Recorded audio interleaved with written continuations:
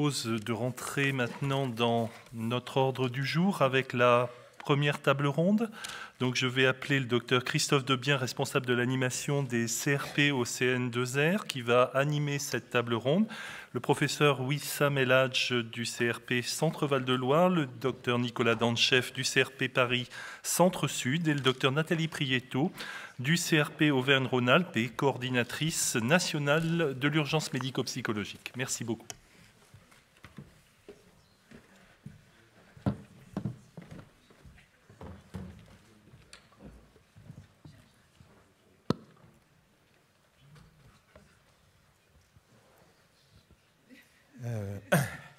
Bonjour, on a un problème de placement, un problème technique. Je vous remercie, enfin je suis très fier d'être ici aujourd'hui.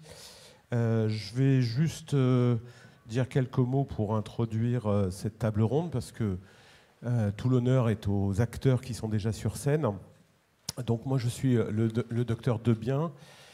Je suis chargé au CN2R d'une drôle de mission. C'est l'animation des réseaux. Donc je dois vous animer dès aujourd'hui. Mais lorsque vous allez voir que je ne sais pas s'ils ont besoin d'une grande animation, parce qu'il y a déjà un dynamisme qui est déjà mis en place. On va parler du professeur Wissam El Hadj qui avait déjà anticipé, puisqu'il a réussi quasiment à ouvrir avant qu'on ait les résultats de l'appel d'offres. On va parler des particularités aussi du CRP dirigé par Nicolas Danchef, qui a déjà créé quelque chose d'autre, et ça c'est déjà intéressant. Et puis on va parler évidemment du CRP de Nathalie Prieto et du fait qu'elle soit adossée à la fois à la médecine légale, ce qui n'était pas forcément prévu dès le départ, et ce qui est déjà un grand enrichissement. Et puis évidemment, on va parler de l'articulation, enfin tu vas parler de l'articulation avec les cellules d'urgence médico-psychologique. Donc ça c'est la première partie de mon travail, et pour réaliser ce travail, on a décidé d'emblée, lorsqu'on a répondu à l'appel d'offres du CN2R, d'essayer d'offrir un outil pour cette animation. Là je parle que de l'animation de réseau, donc un outil numérique qu'on a appelé eScript, qui est un ensemble, une plateforme avec des outils de travail partagé. Alors entre nous, mais si c'était entre nous, ça n'aurait aucun intérêt. L'idée, c'est d'avoir un échange constant avec tous ceux qui se sentiront de près ou de loin concernés par le psychotraumatisme. Donc évidemment les personnes impliquées, les associations et tous les personnels qui travaillent autour du psychotraumatisme, que ce soit dans le domaine de la santé, puisqu'on a et on va beaucoup citer la santé, mais le psychotraumatisme ne peut pas se résumer à un seul abord. Il faut des abords sociologiques, des abords historiques, des abords anthropologiques. J'en oublie et veuillez m'en excuser. Et il faut qu'on ait un lieu, des lieux. Alors pourquoi numérique ? Parce que ça permet de s'affranchir des contraintes de temps et des contraintes de distance, de déplacement, ce qui est bientôt beaucoup d'actualité, je pense, dans les jours qui viennent. On sera très content d'avoir des outils numériques pour se parler. Et aussi pour quelque chose qui manque très souvent, c'est que quand on est professionnel, on a du mal à parler aux non-professionnels. Et donc ça aussi, ça fait partie de la mission du pilier eScript, c'est d'aller essayer de prendre un petit peu tous les savoirs qui sont en train de se construire dans la recherche, dans la formation, et d'aller les réécrire de façon beaucoup plus lisible pour tout le monde. Donc on va mettre en place, et on a déjà mis en place une chaîne par exemple d'information pour tout le monde. Donc ça aussi, ça fait partie des choses pour rendre beaucoup plus lisible le psychotraumatisme, la résilience. Et même si aujourd'hui on va se concentrer sur les réseaux de soins, une des critiques qui est souvent faite aux réseaux de soins, c'est qu'ils sont peu lisibles par ceux qui en ont besoin. On ne sait jamais où il faut aller sonner, à quelle porte. Et pourtant, elle existe déjà, cette offre de soins. Ce que vous avez structuré en particulier montrent qu'il y avait déjà des choses et que vous avez voulu les rendre plus lisibles et plus coordonnées au niveau de vos territoires. Voilà, ça fera aussi partie d'une grande mission du CN2R, de rendre lisible, alors j'ai dit l'offre de soins, je devrais dire le parcours, hein, puisqu'on a parlé là de la justice, de l'articulation entre les différentes institutions qui sont concernées dans le parcours des personnes impliquées. Et puis la dernière chose, et après je vais m'arrêter là, c'est, j'ai vu le professeur Luigi Flora tout à l'heure, c'est l'implication à tous les niveaux du CN2R de ce qu'on appelle le patient partenaire. C'est peut-être pas une très bonne appellation, mais en tous les cas, c'est vraiment montrer que il y a tout de suite cette volonté de parler avec et de co-construire avec les personnes impliquées à tous les niveaux, que ce soit dans la recherche, dans la formation, dans ce qu'on va appeler la communication, et évidemment d'essayer de coordonner l'ensemble de ces réseaux de soins avec cette préoccupation-là. Est-ce que ce qu'on est en train de proposer, ça parle aux personnes impliquées? Est-ce que c'est adapté? Est-ce qu'on communique de façon adaptée, compréhensible surtout? Donc voilà, moi je vais m'arrêter là. Je vais laisser la parole au professeur Wissam Eladj qui va nous présenter son centre régional de psychotrauma, avec cette particularité d'avoir réussi à s'organiser très vite, puisque c'est le premier à avoir ouvert ses portes, et puis une autre particularité, à avoir déjà mis d'emblée la réflexion autour d'un dossier médical commun, informatisé, qui va être une ressource très importante, notamment pour des travaux de recherche. Oui, Sam. Merci, Monsieur les délégués ministériels, chers amis, chers collègues. Je suis très honoré de commencer cette journée pour vous parler, tenter de répondre à la question de comment on s'est structuré à Tours pour ouvrir en fait les portes du CRP le 1er juin de cette année. En fait, le projet a été, le financement de ces projets a été annoncé, comme vous le savez, il y a 2 ans exactement par le président de la République. Et donc, d'emblée, nous nous sommes mis au travail. Nous avons rédigé, on pensait que l'appel d'offres allait sortir en février, donc on avait rédigé notre protocole pour le mois de février. Et entre février et juin, on a travaillé beaucoup avec un directeur adjoint. En fait, la DG s'est très vite intéressée à notre question. Et avec un directeur adjoint, on a répondu à plein de questions extrêmement pratiques et pragmatiques sur le montage de ce projet et comment on va le mettre en pratique rapidement. Donc on a bénéficié de ce soutien et de cet accompagnement. Je pense nous sommes dans un CHU, non pas dans un CHS. Ils ont l'habitude aussi de monter un certain nombre de projets, de centres d'excellence et autres. Et ceci, donc nous en avons bénéficié. Et d'emblée, donc on a répondu dans l'écrit de façon extrêmement détaillée sur la composition de l'équipe, ses horaires de travail, le personnel, les ETP, les réunions, à quel rythme, les comités de surveillance, le comité de suivi, la localisation de la structure, quel est le public concerné, quels sont les territoires concernés, les modalités d'ouverture et de prise de rendez-vous, la file active, la gestion du dossier et tous les aspects financiers étaient déjà écrit dans le projet initial.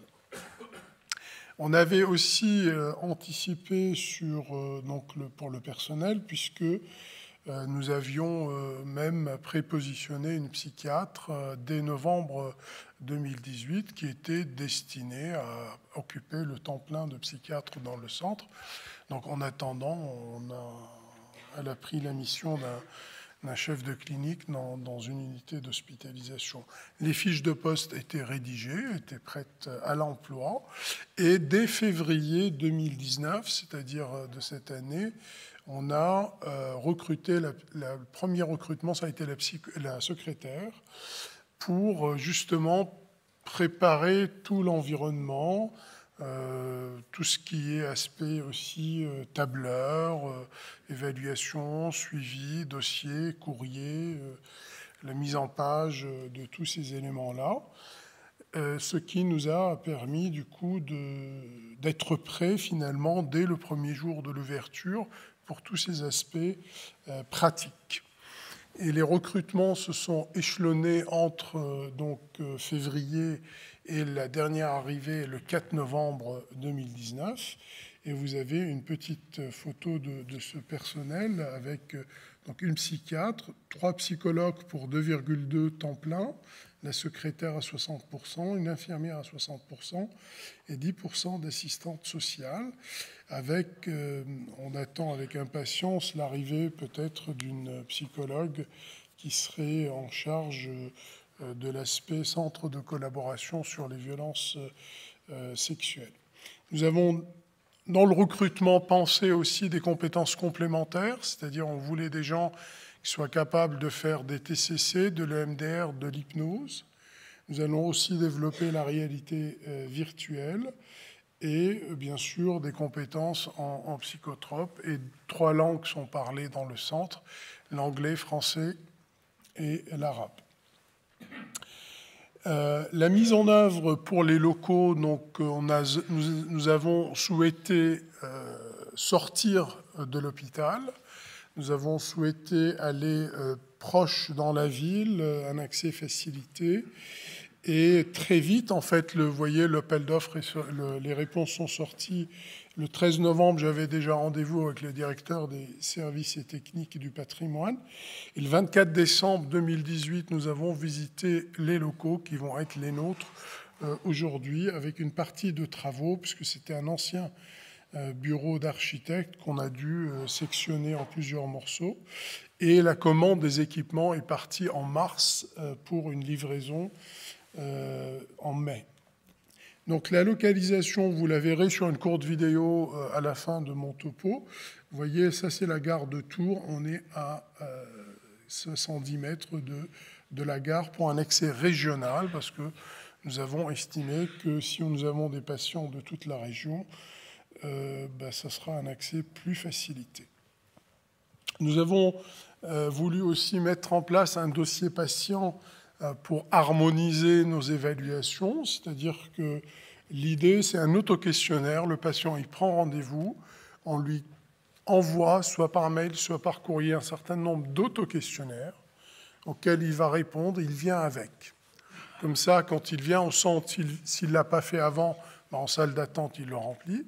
Et comme ça, quand il vient en rendez-vous, on va prendre le temps de voir ce qu'il a répondu, mais on a plus le temps justement pour les échanges, pour optimiser ce temps d'échange et revenir sur sa perception de ces évaluations-là. Donc d'où le choix complet des autoquestionnaires. Et nous avons implémenté dans notre dossier informatique un formulaire avec les cases qui nous paraissent importantes. Donc à la fin de la consultation, nous remplissons ces cases, une sorte à fenêtre, et la secrétaire va utiliser ce formulaire-là pour construire le courrier type qui est mis à la signature. La première évaluation est forcément médicale. Et ça a été le souhait aussi de tous nos psychologues, c'est-à-dire que ça nous permet d'évaluer les comorbidités, les addictions, les maladies somatiques associées, s'il faut avoir une attention pour les aspects sociaux. Donc la première évaluation est forcément médicale. Le suivi peut être psychothérapique, psychologue ou médical. Et la dernière consultation avant de quitter le centre est médicale. L'idée est un peu de borner pour un suivi autour de 3 mois. Nous ne limitons pas le type de pathologie, de traumatisme, mais nous limitons la durée de prise en charge à une douzaine, quinzaine de séances de psychothérapie, avec l'idée d'une thérapie concentrée, soit elle aboutit à un changement, soit il faut peut-être procéder autrement et revenir plus tard sur un autre style de thérapie. Nous avons une chance dans la région centre, c'est que la région et l'ARS ont investi dans un outil de télémédecine gratuit pour tous les utilisateurs dans la région centre. Donc du coup, le Covo thème est disponible. On l'a déjà implémenté dans le centre. On va pouvoir faire avec nos partenaires dans toute la région centre, qui va de Vierzon, selon la chanson, jusqu'à Chartres, Châteauroux, Bourges, Orléans. On va pouvoir faire aussi de la téléexpertise, télédiagnostic, consultation, supervision et enseignement. Donc nous avons ouvert le 1er juin et très vite, les patients eux-mêmes, les psychologues, les psychiatres, les médecins généralistes, les associations de victimes, France Victimes, ainsi de suite, nous ont sollicités, alors qu'on n'était encore pas en capacité de recevoir tout le monde. Ça, c'est le bilan jusqu'à fin septembre. Mi-octobre, nous avions déjà 120 patients pris en charge, dont une petite minorité de mineurs. Et nous avons également travaillé sur le réseau avec 30 rencontres avec des acteurs du réseau des autres départements, notamment pour aider les autres départements à constituer une consultation dédiée départementale. Nous avons également fait de la communication. On a ouvert un compte Twitter pour le centre. Nous avons fait des communications dans la région, TV Tours, France Bleu Touraine, Radio Campus. La semaine dernière, c'était une conférence à la mairie de Tours sur prendre soin des victimes. Donc, il y avait une manifestation aussi en gare de Tours, juste avec tous les acteurs du réseau. Le calendrier qu'on s'était fixé est le suivant. Vous voyez qu'en 2019, on a globalement répondu à l'ensemble, avec l'objectif de commencer une labellisation des consultations pour Orléans. La région centre, nous sommes le seul CHU. Il y a une autre ville importante, c'est Orléans. Et l'ARS, à juste titre, nous demande d'équilibrer les choses. Donc nous avons déjà fait 2 réunions de travail pour aider la structuration et l'émergence d'une consultation dédiée et qui va voir le jour, je pense au plus tard, début 2020, à Orléans. L'idée dans les autres départements de voir comment on peut étendre des dispositifs de consultation départementale et d'articuler cela avec les réseaux de CUMP de notre région. Donc c'est ce que je voulais vous dire. Je pense qu'on peut lancer la vidéo, si possible, pour vous donner un aperçu, voilà, peut-être sans forcément le son. Vous pouvez la lancer. Sans le son ou plus faible, merci. Comme ça, je pourrais commenter. Donc, c'est une œuvre artistique de notre interne et de notre psychiatre. Donc, merci de votre tolérance. Donc, vous voyez, notre territoire, il est quand même relativement vaste. On vous fait une petite visite des locaux qui sont en rez-de-trottoir, donc un accès relativement aisé. On a emprunté à Niki Saint-Phal un peu la décoration du fait de son parcours de résilience à travers l'art.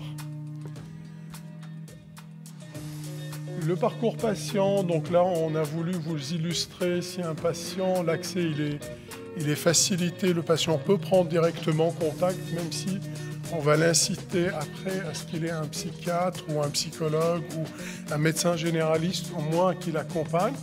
Nous avons des fiches types où un certain nombre d'éléments vont être répertoriés. La fiche est transmise à un des 2 médecins du centre qui va, en l'occurrence ici pour l'image, juste donc valider et donner l'orientation à donner à la demande, qui ensuite sera retransmise au secrétariat pour la première visite d'évaluation. Donc, est-ce qu'on est trouvable? En fait, avec les outils connectés, vous voyez, ça c'est la gare de Tours, on est juste à côté. Un accès, enfin, quelque peu sécurisé, si on ose dire. Une petite salle d'attente.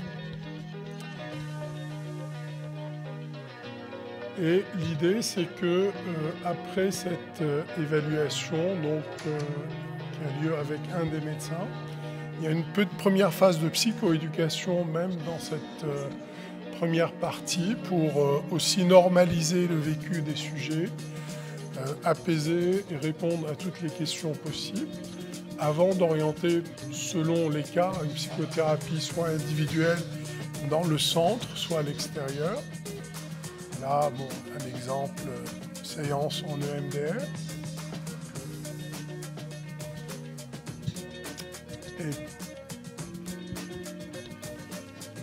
Alors on a laissé pas mal de, vous voyez les bureaux, il y a pas mal de cloisons vitrées, donc beaucoup de transparence. Volontiers, on n'a pas voulu occulter. Alors nous commençons aussi à avoir l'idée de développer des activités de groupe. Bon là c'est juste à titre illustratif, de groupe de méditation. Bon, c'est que le personnel du centre. Et bien sûr, il y a l'accompagnement social quand il y a besoin, selon les demandes.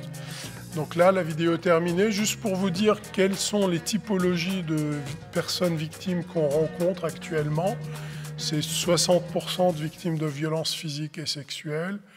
Et on a quand même près de 25% de demandes de migrants, de mineurs isolés, de personnes qui ont des parcours aussi de migration, avec du coup des traumatismes bien sûr importants. Je vous remercie.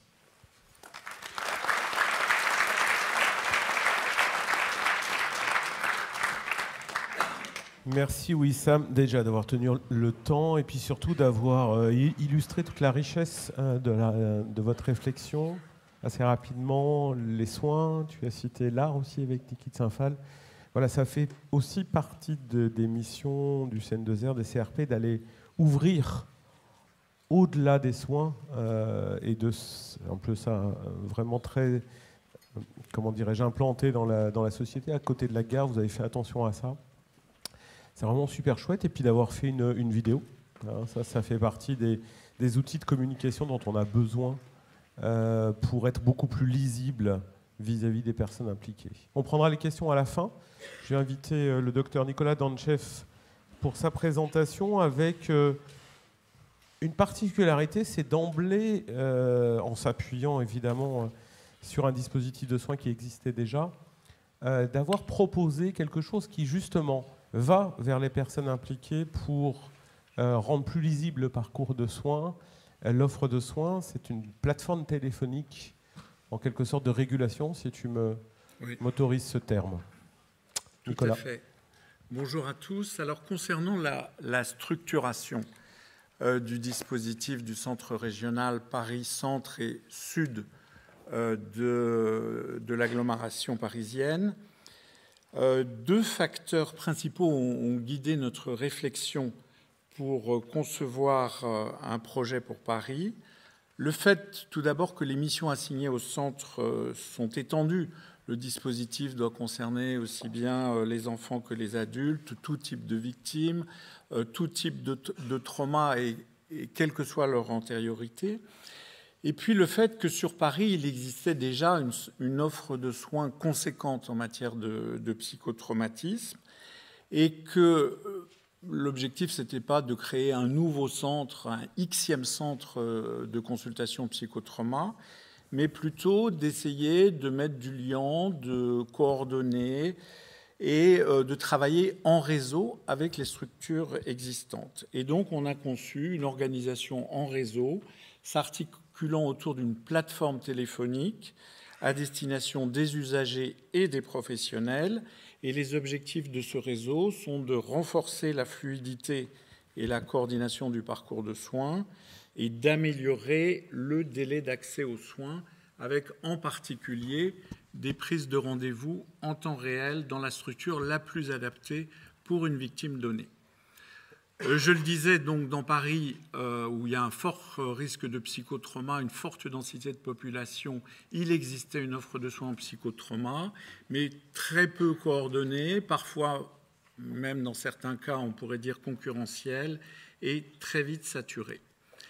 Les équipes constitutives de ce début de réseau, puisque c'est un réseau qui est évolutif et en cours d'agrandissement, c'était au départ des équipes APHP, donc l'Hôtel-Dieu, Saint-Antoine, la CUMP de Paris, à Necker, Trousseau pour les mineurs, Bicêtre, Corentin-Selton, Tenon, La Pitié, l'unité médico-judiciaire, bien évidemment, partenaire incontournable, mais aussi en dehors des structures hospitalières, des structures hors AP, associatives en particulier. Je pense à l'association Paris Aide aux victimes, partenaire essentiel dans le dispositif de prise en charge des victimes à Paris, l'association Parcours d'Exil pour la prise en charge des migrants, l'association Lozé, mais aussi l'Institut de victimologie et puis une structure de prise en charge de l'enfant à Créteil. Mais ce réseau, je le disais, il est en cours de constitution, il s'agrandit. Depuis l'année dernière, il s'est déjà agrandi de 2 nouvelles structures,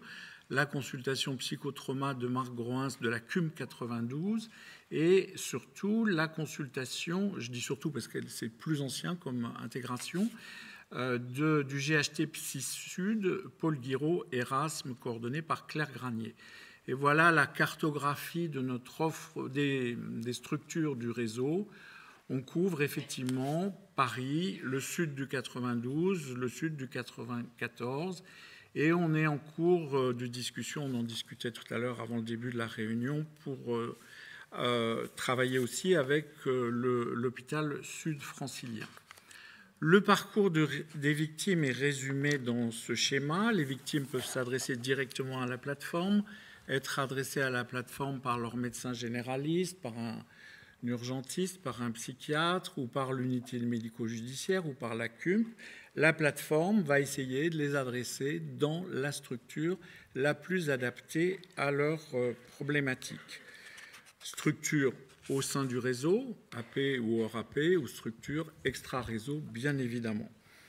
Alors, au cours de ces derniers mois, nous avons fait 2 choses. On a travaillé sur une meilleure restructuration de notre offre de soins, en tout cas AP, pour mieux redéfinir qui fait quoi en matière de prise en charge du psychotrauma, pour mieux spécialiser certaines structures.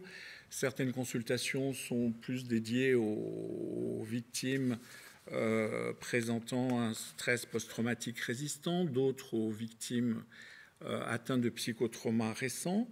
Et puis, on a monté cette plateforme téléphonique. Donc, je vous parlerai surtout de la plateforme téléphonique, qui est donc une plateforme d'évaluation et d'orientation à destination des patients et des professionnels, qui permet une évaluation clinique et qui permet de ne pas surcharger les structures d'aval en faisant le travail de tri, d'orientation en amont de la prise en charge par les structures d'aval. La plateforme est assurée par des infirmiers très expérimentés en matière de psychotrauma qui sont derrière le téléphone. Elle est ouverte aux heures ouvrables.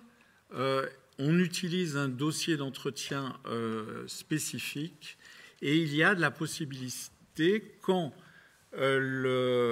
l'entretien téléphonique ne suffit pas, d'organiser des consultations infirmières en face à face pour préciser les choses.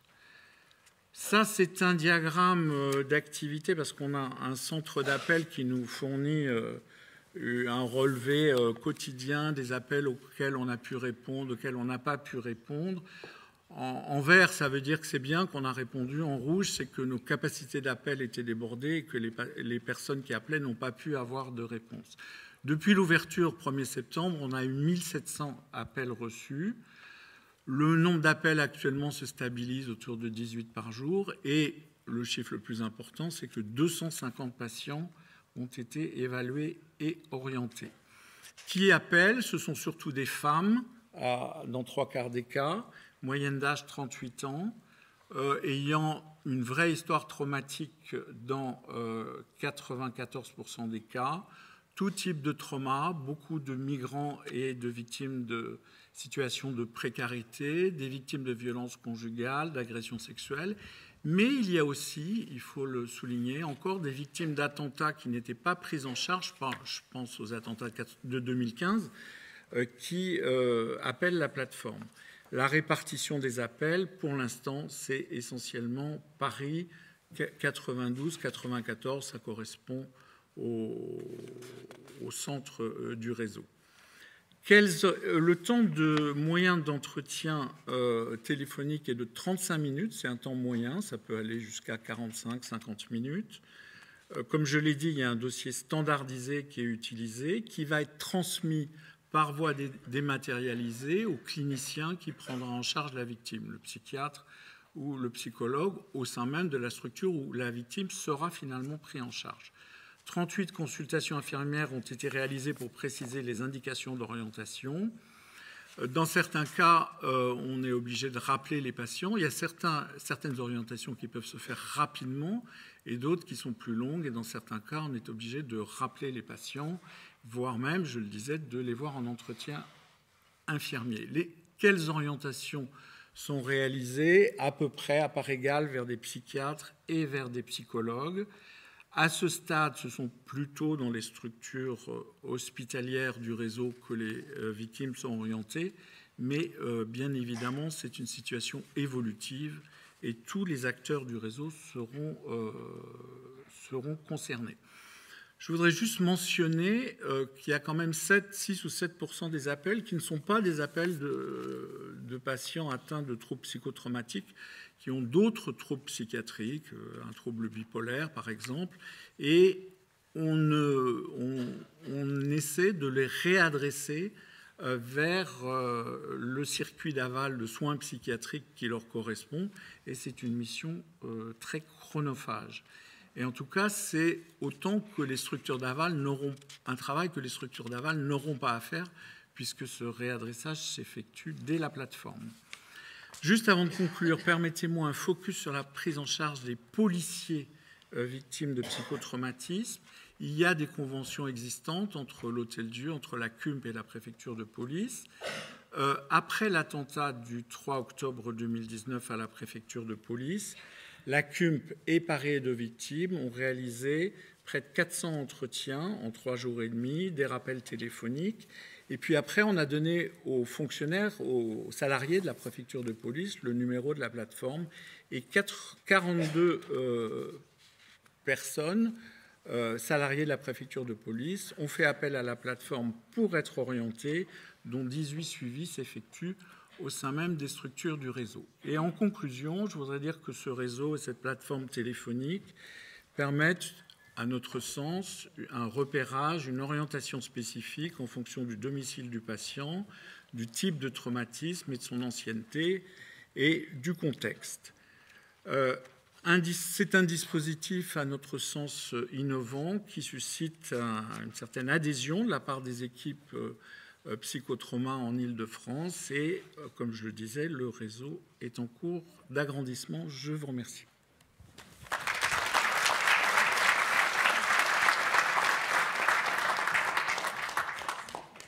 Merci beaucoup Nicolas pour cette présentation particulièrement claire et puis cette innovation que moi je trouve assez paradigmatique et qui me rappelle un peu l'expérience que j'ai aussi vécue, qui est l'expérience vigilance, avec cette importance d'avoir une... J'emploie ce terme de régulation au sens vraiment régulation médicale. Je trouve que c'est... Personnellement, je pense que c'est une des voies d'avenir pour... Je ne sais pas si réorganiser la psychiatrie, mais en tous les cas, au moins réorganiser la lisibilité de l'offre de soins. On voit aussi l'importance, vous en avez parlé tous les deux, des outils numériques. Alors on met beaucoup de choses derrière ça. J'ai Enguerrand Abran du Fonds de la Fédération hospitalière qui nous aide beaucoup au développement d'outils numériques gratuits. C'est ce que tu dis toujours, ce qui est quand même très intéressant. La télémédecine, tu en as parlé, effectivement. Je pense qu'on aura des liens entre le CN2R et le CRP très forts en téléconférence, mais la téléexpertise, déjà, c'est déjà quelque chose de pouvoir échanger entre professionnels sur des cas difficiles. Évidemment, la téléconsultation, c'est un gap à franchir aussi, parce qu'il faut qu'on réapprenne notre clinique. Et puis les différents outils. L'outil dossier médical informatisé, c'est un outil très important avec toutes les difficultés à développer ce genre d'outil pour qu'il soit homogène au niveau national. Je pense qu'il y a un véritable enjeu et puis qui soit surtout en collaboration avec le DMP, hein, puisqu'il y a le DMP qui se développe très fort, et on doit penser nos outils en articulation avec ce DMP. Nathalie, tu vois, tu es la dernière, mais tu as largement le temps, puisque Nicolas a fait un peu moins. Bon, Nathalie Prieto, donc, qui d'abord est référente nationale des cellules d'urgence médico-psychologique. Enfin, j'ai dit d'abord, mais tu es d'abord médecin légiste, d'abord psychiatre, enfin, d'abord beaucoup de choses. D'abord psychiatre. Et donc, on a voulu tu interviennes sur le fait, cette articulation quasi qui est dans ton ADN avec la médecine légale d'une part, et puis avec les cellules d'urgence médico-psychologique. Je pense qu'en termes de lisibilité, là aussi, on a des efforts à faire dans les liens. Quand est-ce qu'on passe la main, comment on passe la main, je pense que voilà. À toi. Merci. Merci Christophe. Bonjour à tous. Je suis très honorée de venir présenter le centre régional de la région Auvergne-Rhône-Alpes, Lyon, qui est basé à Lyon. Et puis je trouve, en voyant mes deux prédécesseurs qui ont présenté leur centre, que ce qui nous anime, c'est vraiment une philosophie vraiment commune, avec des différences qui, à mon avis, ne seront que richesse. Du moins, je le souhaite. Alors, je vais vous présenter ici un dispositif qui est, alors, dans son originalité, Christophe Debien l'a bien dit, est très lié à la médecine légale, et avec la justice, puisque d'emblée, on s'est inscrit un petit peu dans cette thématique. Alors après, d'ailleurs, d'accord, il est inscrit en médecine légale, mais il est aussi vraiment très en lien avec les cellules d'urgence médico-psychologique, parce que vous verrez qu'il y a une continuité et bien de fait. Alors, le dossier a été présenté par les Hospices civils de Lyon. Alors moi, j'ai moins de photos, moins de films, hein, donc je vais essayer d'être plus dynamique dans ma présentation, en collaboration avec les 3 autres CHU de la région, que sont Grenoble, hein, qui est un partenaire important, Clermont-Ferrand, Saint-Étienne, et les centres, la communauté de territoire à Lyon de la psychiatrie, hein, puisque ça nous paraissait très important, notamment le centre hospitalier du Vinatier, pour toute la question des migrants, où il a une véritable expertise. Donc ce centre est rattaché au service de médecine légale, directement, avec la responsabilité au professeur de médecine légale, et il est porté au niveau à la fois un responsable commun entre la CUMP et le centre psychotraumatique. Alors, la congruence des 2 unités est très forte, hein, puisque, sans vouloir m'étendre, je vous explique un peu l'historique. En fait, on a un souci. Alors, autant Nicolas Danchev disait qu'à Paris, c'était compliqué de coordonner, et je trouve ça vraiment très intéressant pour les filières d'avoir cette coordination. Nous, en Rhône-Alpes, Auvergne, il faut quand même l'avouer, notamment à Lyon, ce qui paraît assez inquiétant, on avait vraiment une carence concernant le suivi des victimes, à tel point que la CUMP était devenue centre de consultation, y compris pour des traumas anciens, parfois complexes, et on n'y arrivait plus. Donc avant qu'on crée le centre psychotrauma et qui est ces appels d'offres qui ont été vraiment cet appel d'offres qui a été vraiment bienvenu, on avait monté une sorte d'unité, déjà avec la médecine légale, en mutualisant les moyens, en nous faisant aider un petit peu par l'ARS, où déjà on faisait, si vous voulez, les suivis de la cellule d'urgence médico-psychologique, plus les suivis des victimes de la médecine légale. Donc déjà, c'était une unité qu'on avait appelée à l'époque, enfin à l'époque pas si lointaine, hein, unité de psychotraumatologie victimologie. Et donc, on a maintenant transformé en centre régional du psychotraumatisme, voilà.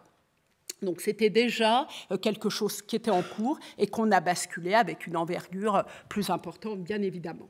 Alors, pour garder un petit peu les 2 valences et qu'on comprenne les indications en termes de soins, la CUMP garde en son sein les consultations qui sont référées à ces indications, c'est-à-dire tout ce qui est post-attentat, post-événement, catastrophe collective.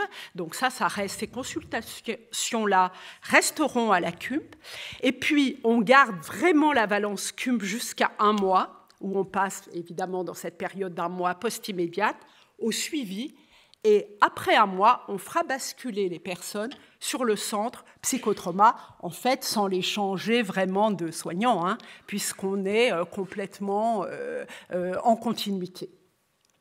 Donc, les activités en termes de soins du centre s'articulent donc dans les victimes post-CUMP, donc post-1 mois, plus, évidemment, toutes les victimes tout venant qu'on pourrait prendre en charge, ce qui fait, si vous voulez, qu'on a un peu épuré, excusez-moi ce terme, hein, il n'est pas beau, mais épuré la CUMP des consultations qui embolisaient, qui étaient des traumas complexes et des traumas au plus long cours, et la victimologie aussi.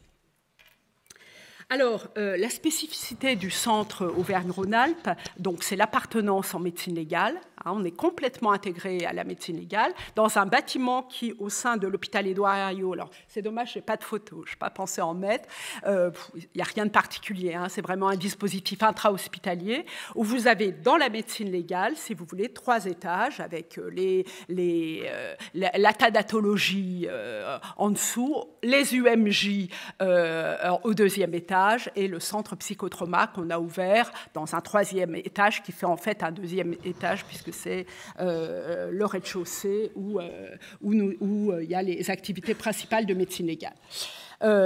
En lien complètement avec la CUMP, l'équipe est mutualisée. Il y a beaucoup de personnel, par exemple le psychiatre, il y a un psychiatre plein temps qui est dédié au centre au centre complètement, et puis un psychiatre qui partage son temps avec la cellule d'urgence médico-psychologique. On a choisi aussi une forte médicalisation. On est quand même au sein d'un hôpital. Et comme on est très en lien avec la justice, on voulait, pour faire des liens, il faut quand même être séparés, que ce soit quand même très médical. Et du coup, on pourra ainsi construire, et c'est déjà le cas à Lyon, et là, je la vois au premier rang à remercier Madame Pelzé pour toute l'aide et toute son aide dans la compréhension de l'articulation avec les associations de victimes. Ce qui, à Lyon, n'a pas toujours été si évident que ça. Et là, on commence vraiment, à travers de toutes nos journées, à travers tout le travail effectué, notamment lors du rapport et du travail sur les décès, a permis de mieux comprendre cette articulation et nous a permis d'avancer dans ce sens-là. Je l'en remercie vivement. Alors, la valence particulière du centre de Lyon, ça va être la victimologie, puisqu'on est directement intégré au service de médecine légale, et puis le traumatisme précoce aussi, puisque c'est celui qui reste très important aussi. Et là, je pense que Guillaume Véva ne me contredira pas en termes de recherche, hein, puisque c'est là que tout s'initie. Alors, public visé, on le sait, hein, je ne vais pas m'étendre, c'est des basiques. J'insiste sur la prise en charge somatique que nous voulons dispenser. Je ne l'ai pas trop entendu chez mes prédécesseurs. Hein, ce n'est pas que le psychologique. Je crois que le psychisme est vraiment dans tout le corps. Et du coup, on a une vigilance en travaillant en territoire MCO, en dispositif intra-hospitalier très importante sur les aspects somatiques et sur le travail corporel, y compris dans les thérapies qu'on dispense. Le travail évidemment de groupe, mais ça a été beaucoup montré par Wissam El Hadj. Et puis un travail d'orientation avec les partenaires régionaux, ce qui est compliqué chez nous, hein, parce que 12 départements, la région Auvergne-Rhône-Alpes, quand vous êtes à Lyon, aller dans le Cantal, c'est quand même très compliqué. Donc, du coup, ça nous oblige effectivement à utiliser la visio et à faire un travail très important aussi de formation avec les partenaires, parce qu'on ne peut pas être embolisé, on ne peut pas répondre évidemment à tous les besoins régionaux et avec les 3 autres CHU que j'ai mentionnés tout à l'heure. Donc, grande importance de la télémédecine, la téléconsultation. On va commencer. Hein, ça, c'est des outils qu'on a mis en place avec les hospices civils de Lyon et l'ARS, qui est très partenaire et très aidante sur ce dossier. Voilà le logigramme patient, il n'a rien de particulier. Hein. Vous voyez qu'on insiste vraiment sur l'articulation avec le réseau, hein, au plan somatique, médical, au plan associatif. Ça nous paraît important. Alors, on a pensé, je ne sais pas je regarde mes autres collègues, si vous aviez pensé à mettre des permanences, peut-être dans le centre d'associations de victimes. Nous, on pense le faire. puisque ça nous permettra aussi de mieux nous connaître et peut-être de mieux démarquer aussi les activités. Et puis enfin, une grande partie de notre, puisque vous verrez que notre équipe contient ce volet-là, va être axée sur la recherche, avec notamment déjà des outils psychométriques qui ont été mis en place dans le logiciel intégré des Hospices civils de Lyon qui s'appelle Easily, où effectivement les patients par auto-questionnaire rempliront ces outils psychométriques qu'on mettra. Évidemment, on intégrera complètement dans leur dossier clinique et puis qui en permettra l'évaluation. Alors, l'équipe constitutive, donc vous voyez en psychiatre, donc c'est 1,5 équivalent temps plein, je m'exclus là-dedans, donc voilà. Un pédopsychiatre, alors là aussi avec des liens, un assistant de pédopsychiatrie avec des liens très forts avec l'hôpital Femmes, Mères, Enfants à Lyon et l'équipe de pédopsychiatrie. En infirmier, on a aussi un équivalent temps plein réparti sur demi-temps. Les secrétaires, j'insiste pas, et puis peut-être l'originalité, je ne sais pas si mes collègues l'ont prévu, c'est d'avoir un mi-temps arc qui va nous permettre aussi de nous relier peut-être avec le CN2R. Ça permettra, on va lui confier cette mission, et puis relier aussi tout ce qui est outils, évaluation, mission, arc, attaché de recherche clinique. Je précise pour ceux qui ne sont pas... Voilà, c'est un service de consultation. On a démarré le 2 septembre, de 9h à 18h, avec déjà une file active importante. Et puis, vous voyez, donc nous, c'est plus ramassé. C'est dans un service hospitalier. Pour ceux qui connaissent Édouard Herriot, quand vous entrez, c'est sur la gauche de l'hôpital qui est pavillonnaire. Donc, ça fait un bâtiment entier. C'est le B10. Alors, le bâtiment entier ne nous appartient pas, bien évidemment. On est déjà juste en locaux, mais c'est les hospices civils. Alors, il faut y aller progressivement. Il y a une inertie forte. Autant, je vois Wissam a des merveilleux locaux. Nous, c'est compliqué, les locaux. Donc, on est en train de travailler. Au-dessus des UMJ, ce qui facilite et mutualise aussi, parce qu'aux UMJ, il y a des psychologues, ça permet aussi de mutualiser le travail, et une accessibilité simple et facile pour les consultants, puisque l'hôpital Édouard Herriot est à Lyon, au cœur de la ville, et est très connu. Voilà, moi je crois que je ne vais pas trop... Ah oui, alors le lien avec les partenaires, bien évidemment, déjà travaillé, ça me paraît important de le dire. Comité de pilotage animé par l'ARS, on en a déjà eu un, il y en a un deuxième qui est prévu en janvier. Les missions, bien, la concertation pluridisciplinaire avec la balance, je vous disais, avec tous les partenaires, qui vont définir nos priorités. Ce n'est pas nous qui allons les définir, on va les définir ensemble en termes de soins et de réseau. Et puis on est déjà dans 2 chantiers très forts qui nous permettent, c'est un petit peu ma philosophie, de dire on attaque par un petit bout pour faire des liens avec les partenaires. Ce n'est pas des liens comme ça dans le flou. Et le premier chantier qu'on a fait, alors là, c'est très lié aux collègues de la Seine-Saint-Denis, puisque Madame Rome en a parlé. C'est le protocole féminicide qui nous vient de Seine-Saint-Denis, mais avec la même procureure, puisqu'on a la procureure générale à Lyon qui vient de Seine-Saint-Denis, qui était procureure à Seine-Saint-Denis, et qui est très partie prenante sur ce protocole féminicide qu'on est en train de mettre en place. Du coup, ça nous a permis de faire des journées justice avec, sur notamment les violences faites aux femmes. Donc on a attrapé ce sujet par ce petit bout, mais il est beaucoup plus vaste. Et puis l'organisation du réseau régional qui là aura la particularité d'intégrer les services de médecine légale de toute la région. Je ne vais pas m'étendre plus. Je vous remercie.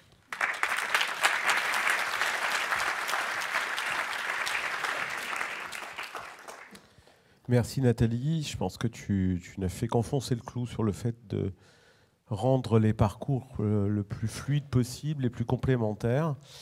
On a à peu près 10 minutes, 8 minutes de questions. Qui se lance? Alors, là-bas, juste en face, au milieu. Essayez de vous présenter.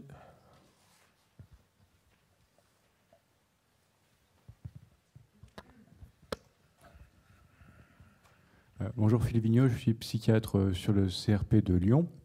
Ma question s'adresse à Oussama Elhaj.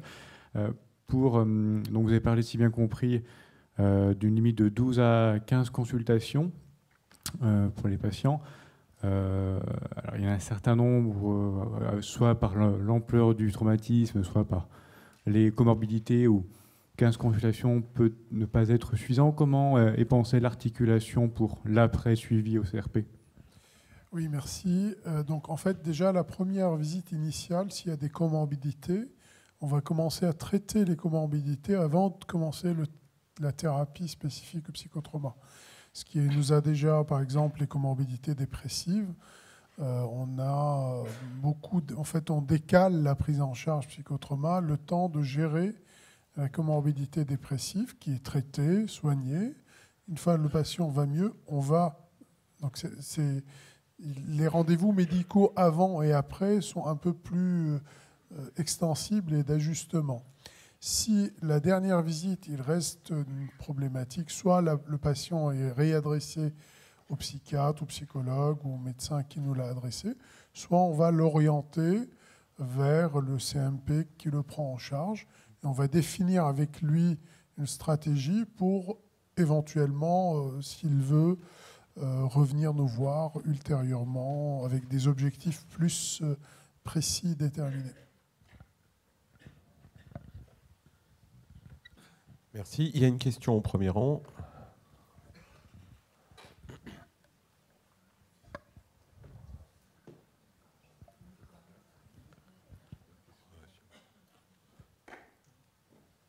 Madame Rudzewski. Oui, bonjour, Françoise Rudzewski.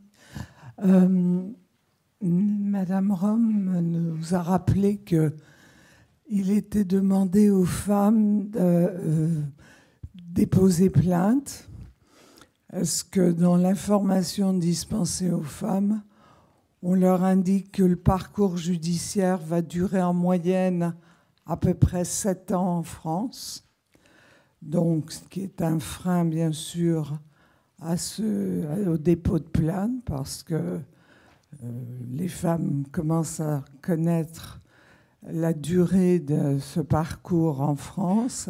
Est-ce que l'exemple espagnol d'une première réponse sous 15 jours par des magistrats formés spécifiquement pourrait pas être un exemple comme le bracelet que nous avons adopté ou que nous allons adopter?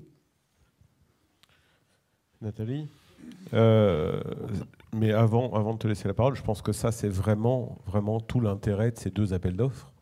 C'est de poser des questions comme ça et puis de se dire, si on s'y met tous et si on se rencontre tous, avant on avait tendance à être un petit peu étanches les uns les autres. Là, on va être obligé de s'articuler et donc de pouvoir peut-être apporter des réponses, prendre modèle sur d'autres modèles qui fonctionnent. Nathalie ? Oui, alors là je crois que... Si. Ça marche. Je crois qu'on est vraiment sur cette thématique, puisque tout le travail d'articulation qu'on a fait avec la justice nous a permis, via ce petit bout des féminicides, d'embrasser beaucoup plus large. Et on est en train de réfléchir sur la prise de plainte à l'hôpital, déjà, ce qui se faisait pas. C'est actif à Saint-Étienne. Déjà dans notre région, et puis effectivement toutes ces mesures qu'on connaissait mal en médecine et qu'on a découvert à travers les nouvelles dispositions et cette manière plus facile de nous exposer par des magistrats toutes les possibilités en matière de violences faites aux femmes. C'est vrai que ça va nous aider complètement, et on a déjà certaines de nos patientes auxquelles on a pensé qui pourraient bénéficier notamment du téléphone grand danger et des choses comme ça auxquelles, en tant que médecin, on ne pensait pas forcément. Merci. Ça va être la dernière question. Bonjour. Estelle Lavie, Haute Autorité de Santé. Je suis en charge des recommandations, enfin des futures recommandations sur le psychotraumatisme qu'on va réaliser en lien avec le CN2R. Donc je suis très intéressée de savoir ce qui marche déjà justement. J'avais une question pour le docteur Dantchev. Est-ce qu'on a des données, des chiffres ou des informations sur ce que deviennent les patients, enfin les personnes qui appellent après justement l'appel, la régulation? Est-ce qu'on sait est-ce qu'on a des chiffres pour savoir leur devenir? En fonction de l'orientation, est-ce qu'ils vont après aller là où on les a orientés, etc. Merci. Le devenir à long terme, non, bien évidemment, puisqu'on a commencé il y a moins de 3 mois. Par contre, ce qui est certain, c'est qu'on rappelle systématiquement 15 jours après l'orientation pour vérifier que la personne s'est bien rendue au rendez-vous, puisqu'on lui fixe en général le rendez-vous directement dans une autre structure, y compris associative, directement à partir de la plateforme téléphonique. Et on prévoit de rappeler à 6 mois et à 1 an et ça, effectivement, ça sera extrêmement important de savoir quelle a été la suite de cette étape initiale d'orientation. Merci. Je pense qu'on peut applaudir encore une dernière fois les 3 intervenants.